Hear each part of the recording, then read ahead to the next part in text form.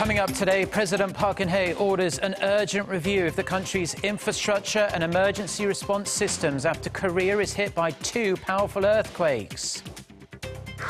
People in Korea felt the power of nature on Monday after a 5.1 and 5.8 magnitude earthquake jolted the southeast of the country. No one was killed, but more than 20 were injured. First, the nuclear envoys of South Korea and the United States discuss measures to counter North Korea's ongoing provocations, including the regime's 5th nuclear test. Stay tuned for these stories and more.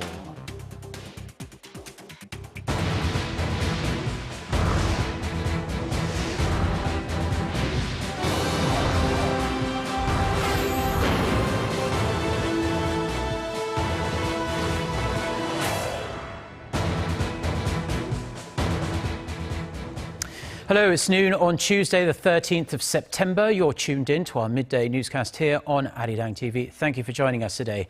I'm Mark Brew. We start with those earthquakes which hit South Korea on Monday evening, the second of which was the strongest tremor ever recorded in the country. Chairing her regular cabinet meeting on Tuesday, President Park Geun-hye asked her ministers to promptly check up on important facilities and prepare for future emergencies. She also urged the development of a national missile defense system in addition to the U.S.'s THAAD system, which will be coming to South Korean soil in the coming months. Let's get the details now from our Song Ji-sun at the presidential office. Ji-sun, fill us in. Mark, of course, first on the president's agenda were the 5.1 and 5.8 magnitude tremors that shook the country's southeastern region Monday night.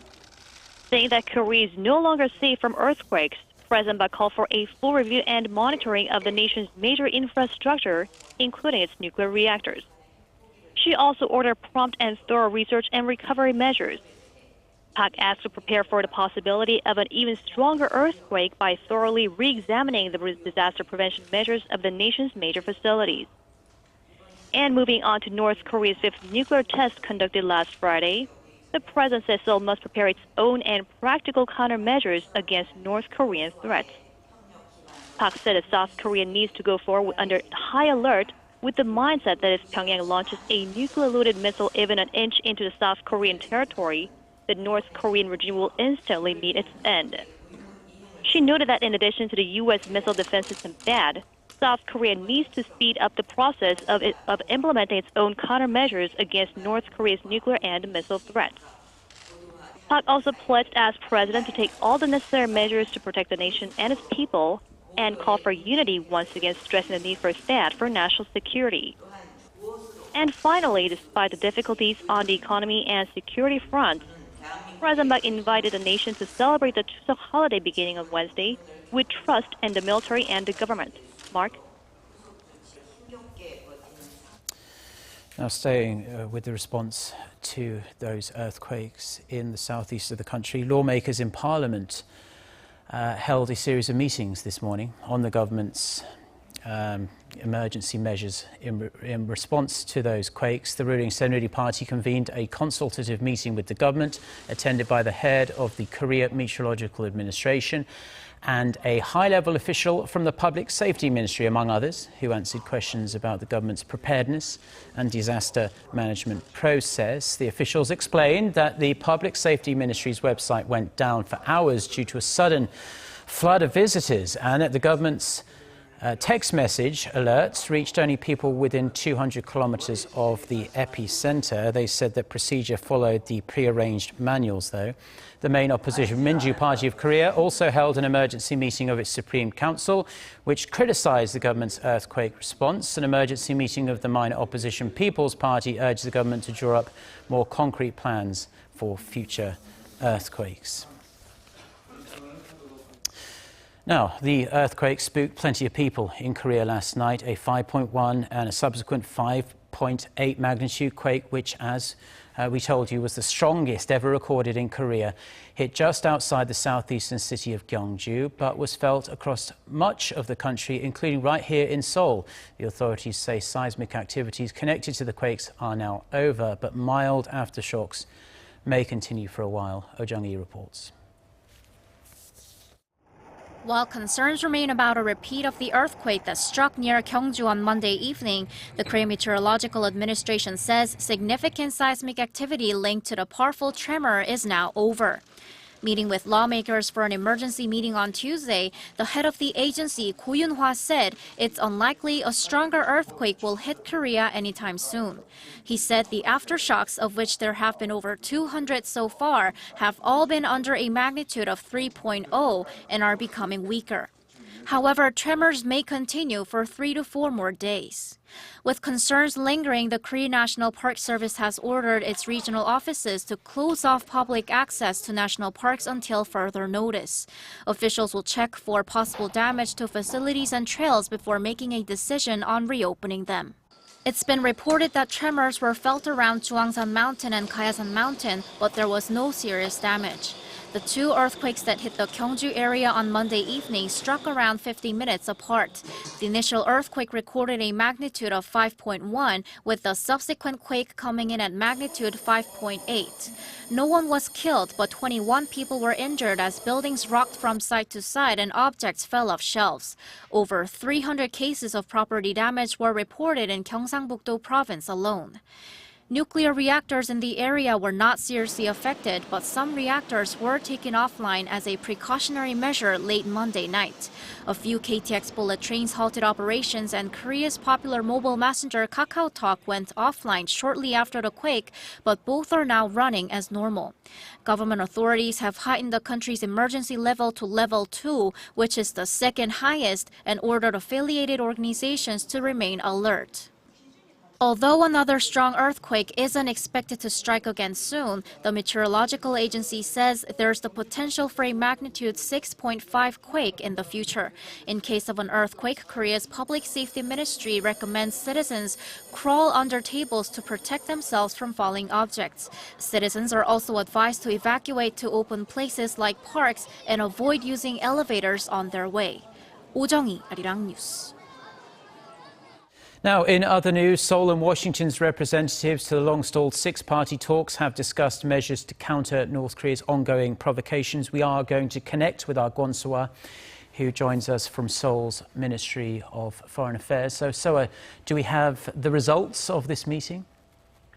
Yes, Mark. South Korea's top nuclear envoy, Kim Hong-yoon, and his U.S. counterpart, Sung Kim, held a joint press conference just a little ago after an hour-long meeting behind closed doors. Now, their focus was on how to deal with North Korea's most recent nuclear test, in which it apparently used the most powerful device it's tested so far. The two officials agreed to work on additional measures, not only in the UN Security Council, but also on the bilateral level, as well as in cooperation with Japan. South Korea's six-party representative Kim Hong-yoon emphasized that an environment has to be created in which North Korea has no other choice but change, and said the chance of another nuclear test cannot be ruled out. And then, precisely what kind of measures can we expect now, and within what kind of time frame?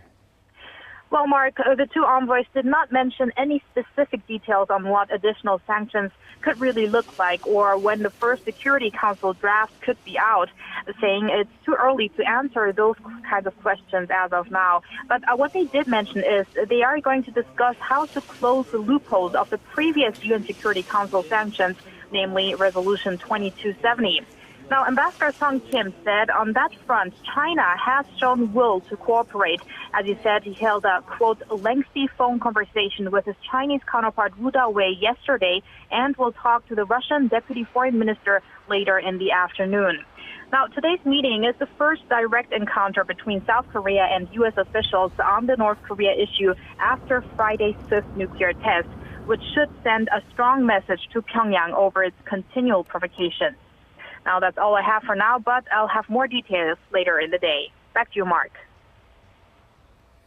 Thank you, So-ah, for that report. Now, two U.S. strategic bombers flew over South Korea this morning as a show of force against North Korea. Officials say the supersonic B-1B bomber left Andersen Air Base in Guam earlier today and was escorted by South Korean F-15K and US F-16 fighter jets as it flew over Osan Air Base south of Seoul. US Forces Korea Commander Vincent Brooks said Washington will not accept North Korea's nuclear program and that it will go ahead with plans to deploy the US Advanced Missile Defense System THAAD to the peninsula to better counter the North's threat. South Korea's chairman of the Joint Chiefs of Staff said any threatening military actions by Pyongyang will be met with stern countermeasures that will shake the regime. The allies hope the flyover will make the North think twice about any such provocations. The B-1B was originally scheduled to come on Monday, but was postponed due to poor weather conditions in Guam. North Korean leader Kim Jong-un has made his first public appearance since Pyongyang pushed the button on its fifth nuclear test last Friday. The North's official Korean Central News Agency said Tuesday Kim visited a farm under the Korean People's Army after hearing it had produced new varieties of upland rice and corn. Kim reportedly expressed satisfaction with the crop and ordered his officials and the farmers to develop more varieties that fit North Korea's climate and soil. Kim had not been shown in the North's official media since Pyongyang fired 3 ballistic missiles into the East Sea over 1 week ago. North Korea's food supplies this year are expected to fall short by 660,000 tons. Voice of America cites the UN Food and Agriculture Organization's third quarter report, which said Pyongyang will need to have made up 694,000 tons of food through imports or foreign aid between last November and this October. But as of last month, the North had secured just a fraction of that at 29,000 tons. The FAO said this means Pyongyang is in fact worse off than in their second quarter report. The organization has therefore put North Korea on its list of 36 countries that need outside help to overcome their food shortages. South Korea's job market picked up speed in August. Statistics Korea says the country added 387,000 new jobs last month from a year ago, bringing the total number of employed in the country to 26.5 million. Last month's figure marks an improvement from July, when the number of new jobs fell below the 300,000 mark.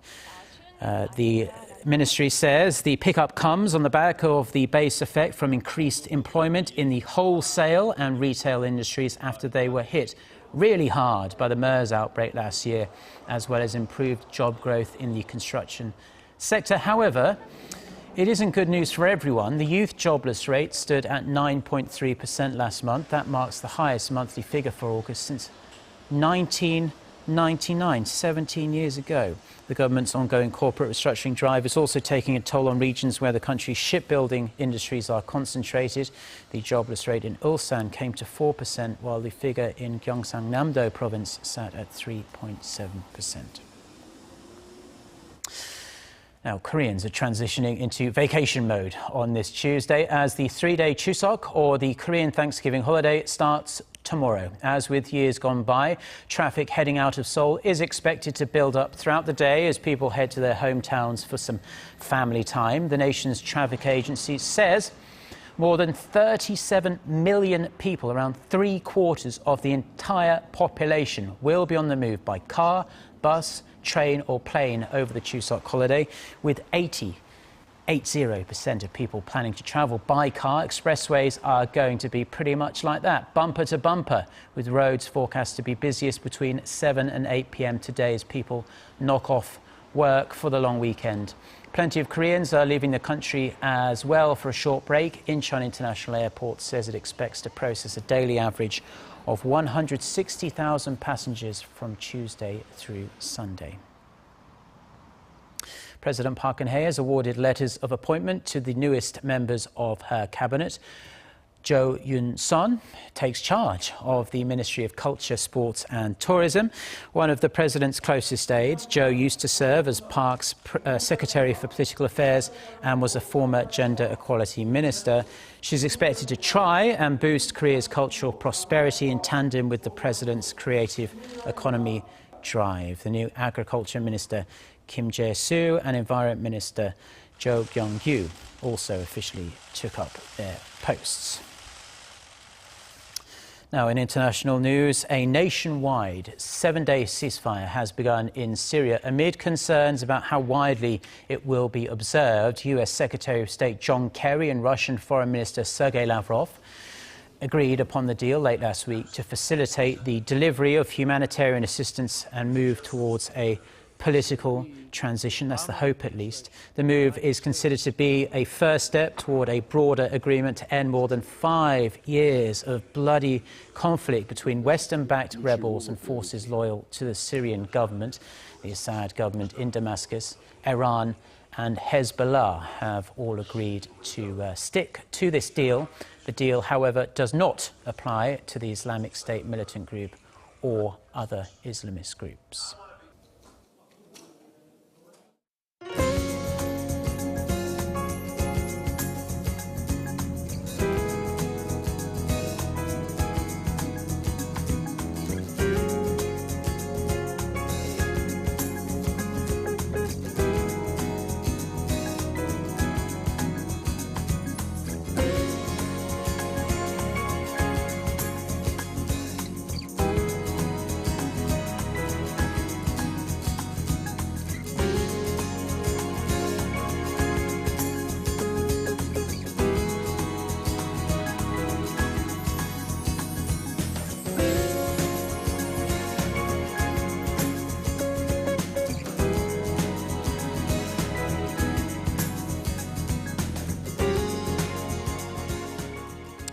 Well, that is all we have for now. I'm Mark Broom. Thank you as always for tuning in. We will be back throughout the day with plenty more newscasts. Our next bulletin is coming up at 3 p.m.